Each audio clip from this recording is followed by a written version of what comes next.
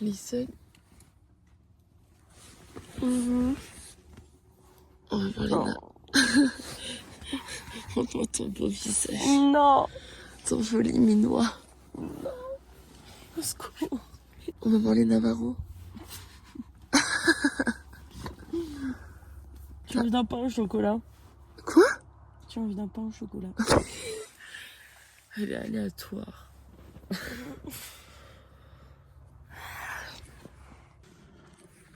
On est en train de tout remballer. Ça remballe tout pour aller voir Monument Valley.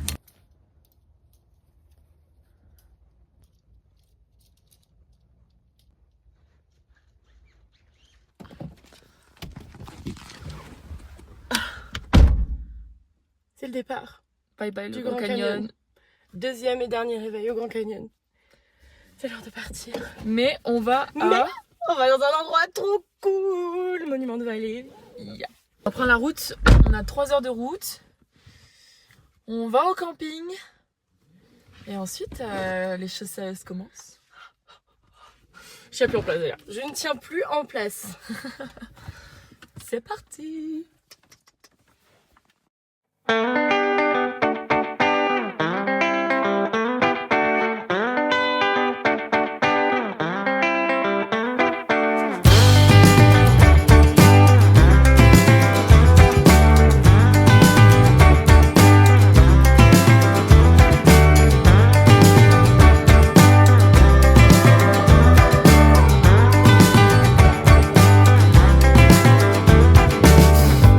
Get out on the ocean, if you sail out on the sea, if you get up in the mountains, if you go climbing on trees, go through every emotion when you know that they don't care.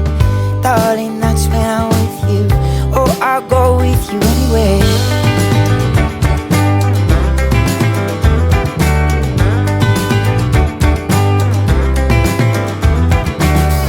If you get up in a jet plane, down in a submarine, if you get onto the next train to somewhere you've never been, if you wanna ride in a fast car and feel the wind in your hair, darling, just look beside you.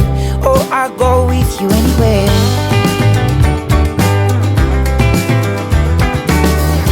Oh, and I will be with you when the darkest winter comes. Oh, and I will be with you to feel the California sun.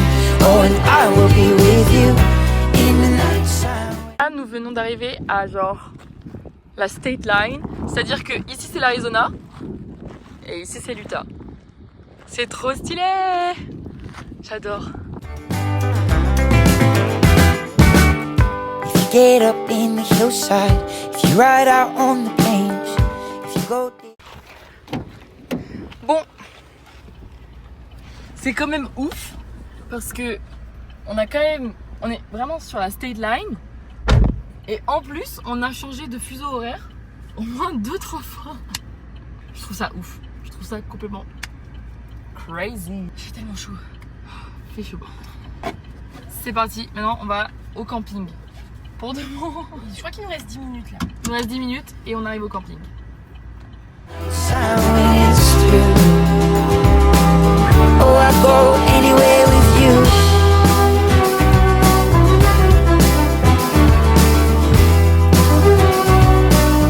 Yeah, I go. Ok, on est arrivé au camping et on repart direct parce qu'on va aller à notre activité. Et c'est quoi l'activité, Alison? C'est un tour en jeep dans le Monument de Vallée avec un guide Navarro. On vous avait dit que ça allait péter sa mère aujourd'hui. On vous l'avait dit, hein. Ça pète sa mère. Donc là, on a 20 minutes de route. Et puis voilà, on a vite fait manger.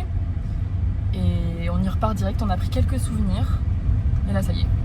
On est sur la route. 20 minutes et c'est parti.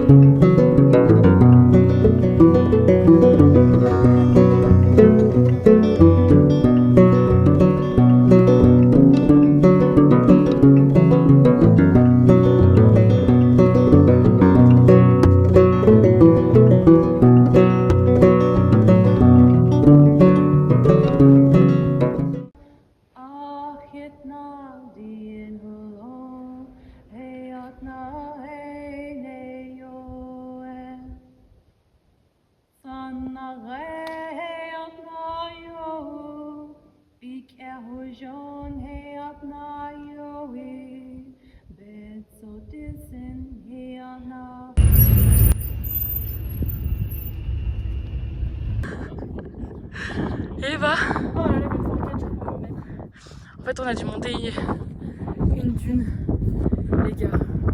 Sous 35 degrés, je vous jure que c'est dur. Elle était pas si haute, hein. Mais raide et il fait chaud. Il fait super chaud. Et ouais, on y est.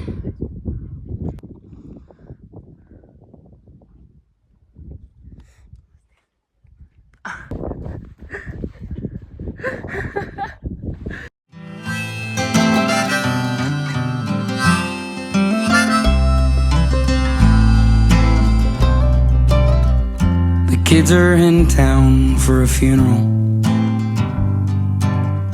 so pack the car and dry your eyes. I know they got plenty of young blood left in them, and plenty nights under pink skies you taught them to enjoy.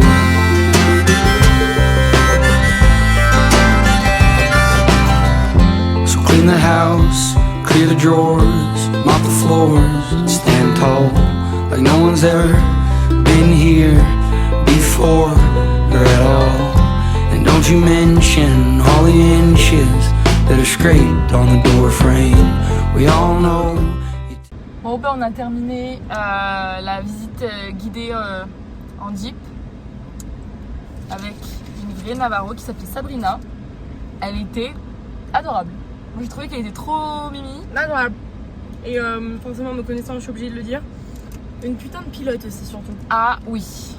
Et là, c'est parti pour aller prendre des photos sur la route où a été filmé Forrest Gump, le movie. Voilà, c'est la classe. Un pré-camping, puis après, si c'est pas trop tard, on pourra peut-être profiter de la piscine du camping. Il faut, là on en a besoin là, c'est un besoin là. La température ici est encore pire que au Grand Canyon, les 2 jours au Grand Canyon. Ah ouais. Donc c'est parti. Let's go. Let's go. Changement de programme, on voulait faire le Forrest Gump, du coup Viewpoint. Et en fait il y a beaucoup de monde, il fait chaud, la vue avec le vent, il y a beaucoup de poussière, etc.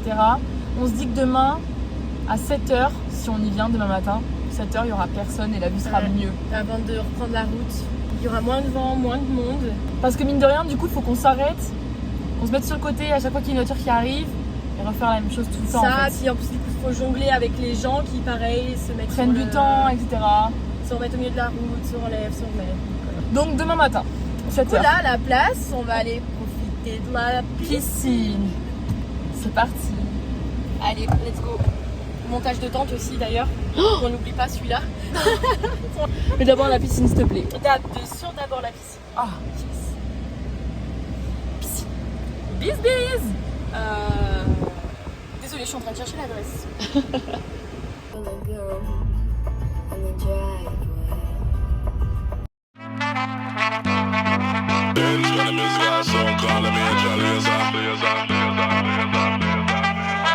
Stand up like a soldier, baby. Yeah, I know you been like that. Gun it like a holster, baby. Show them say you're wicked like that. We live where the war is raging, chasing our crazy dreams, hoping that the bridge won't cave in. So now we'll let it all go free. Give me the thing, I made me rockin' at the dance. Give me the thing, I made me rockin' at the dance. My shit don't like stepping at the dance. Give me the thing, I made me rock. Give me the thing, I made me rockin' at the dance. Give me the thing, I made me rockin' at the dance. My shit don't like stepping at the dance. Give me the thing, I made me light it up.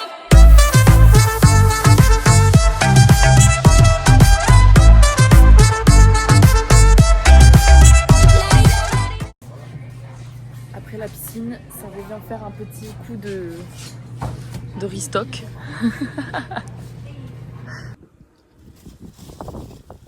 Pourquoi tu peux faire à 10h? Parce que l'heure n'a pas changé dans la voiture. On est bien là, on mange. Melon.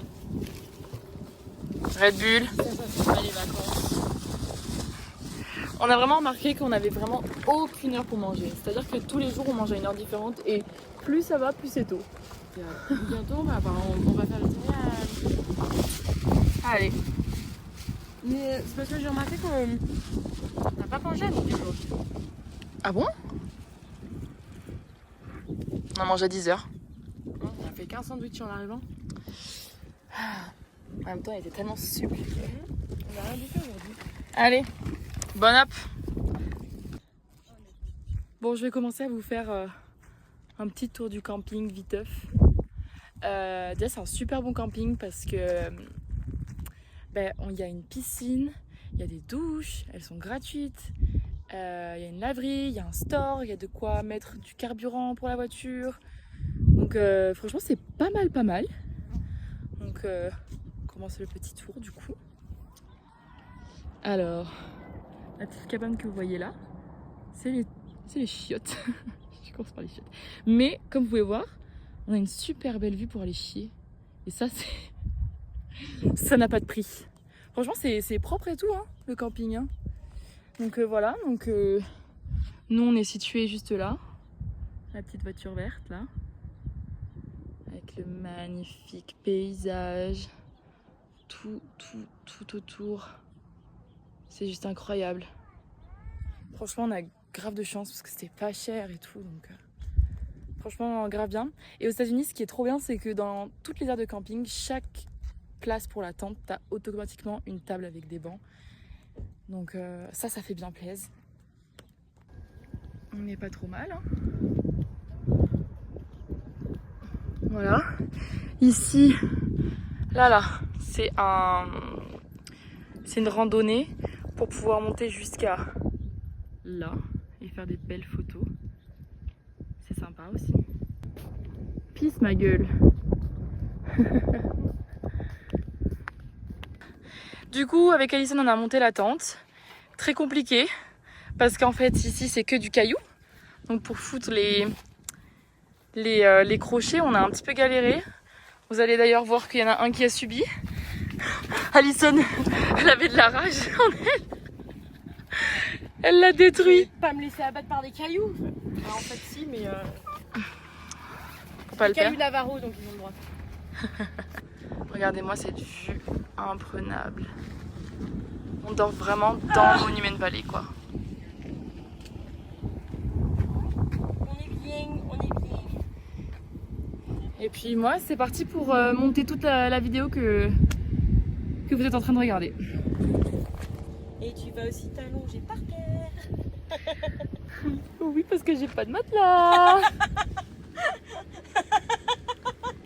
Enfin j'ai pas de pompe. Fout de ma gueule elle. Elle se fout de ma gueule. C'était marrant, c'était très marrant.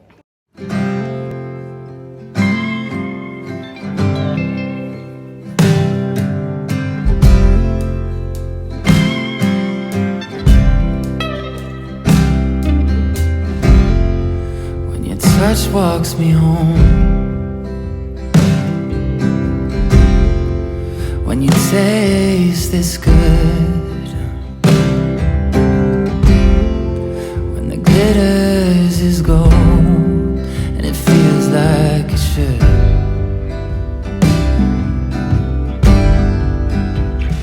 When you're so in love, yeah, you're so touched, but it's still not enough. Where does it go? Where does it go? Nobody knows where the love goes. You're an amateur drunk and everyone knows it. But fuck, you're the one, and I live for those moments. When the bottle is open, anything can happen. Nous avons pris notre douche. Tout est installé. Alison ferme la voiture. Écoutez. Donc Alison, t'es passionnée par la culture des natifs américains. C'est Ouais. ça? Bah, natif, en fait, tout ce qui est Wild West. Far West, Wild West. Ok. Donc, tout ce qui est natif américain, cowboy, enfin, tous ces trucs-là. C'est pour ça que ce voyage t'importait genre vraiment... Enfin, ça te prenait vraiment beaucoup à cœur, quoi. Ouais, bah, mais carrément, genre c'était vraiment un rêve. Parce que j'ai cette passion-là depuis que je suis enfant, donc c'était vraiment un rêve que j'avais depuis toujours. Je me suis genre jamais sentie aussi proche de tout ça. Et, De tout ce que tu regardais quand t'étais enfant, quoi. Ouais, et de tout ce que je regardais quand j'étais, depuis toujours, de tous les livres que j'ai lus, enfin tout ça, j'aurais jamais cru que, parce que c'est une période aussi qui est tellement lointaine, donc tu te dis de nos jours, enfin c'est le genre de truc que tu connaîtras jamais. Et là, en fait, d'en être si proche et genre d'avoir passé une journée entière sur des terres Native American, je sais même plus comment le dire en français. Sur les terres des natifs américains, quoi. Des natifs d'Amérique. Des natifs d'Amérique. Et plus particulièrement, du coup, la tribu des Navarros, parce qu'il y a tellement de tribus. Nous, on a eu l'occasion d'avoir une discussion avec une vraie native américaine dans un tipi, si je peux dire. Non, c'est pas un tipi, c'est comme une hutte. Ouais. En fait, genre, c'est comme une hutte, c'est un truc un peu comme c'est de la même forme que la maison des Hobbits. Et en fait, c'est C'était tout en monté terre. en bois. La structure est en bois et par-dessus, c'est la terre. Ils font comme C'est la de terre l'argile, cuite, de la terre cuite, rouge quoi. qu'il y a par terre qui mouille et en fait, ça fait comme de la terre cuite et en fait, ils le font tout autour. Et ça devient dur. Et du coup, on a eu l'occasion de parler à cette dame qui, du coup, faisait ses propres art crafts, quoi.